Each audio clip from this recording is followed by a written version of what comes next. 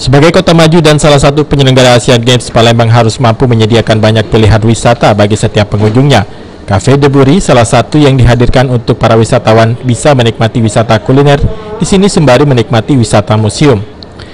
Bukan hanya sekedar wisata alam yang bisa dipromosikan kepada wisatawan, namun wisata museum juga banyak disukai wisatawan, utamanya wisatawan asing.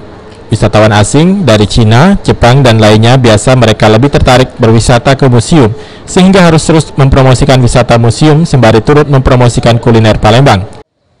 Orang tamu kita ini kurang lebih 8.000 ke Palembang ini. Tidak semata-mata melihat atau pikiran mereka ke olahraga, tapi ada juga mereka ingin bentuk yang lain. Kita siapkan ini.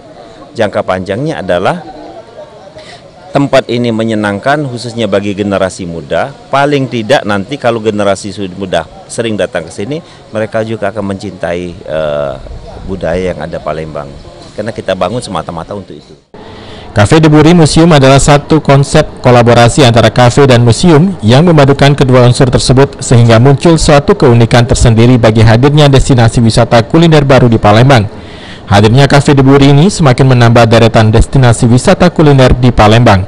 Selama ini kan teman-teman seniman itu sudah ada manpowernya, artinya kita nggak kalah dengan tempat lain, dengan Jogja, dengan dimanapun. Kita punya seniman yang memang bisa kompetitif di sini, cuma mereka memang selama ini tidak pernah dapat apresiasi bahkan fasilitas. Nah, dengan adanya tempat ruang terbuka di tempat kita ini, di kafe kita, mereka bisa perform, mereka juga kita harapkan bisa ada nilai ekonomi menjadi value buat mereka meningkatkan kesejahteraannya. Dan konsep yang kedua, kita tentu aja kita pembedanya, kita berani declare satu-satunya kafe dengan konsep outdoor di mana memanfaatkan cagar budaya atau heritage. Nah, seperti itu. Susan Octaria, Benny Firdaus, PAL TV.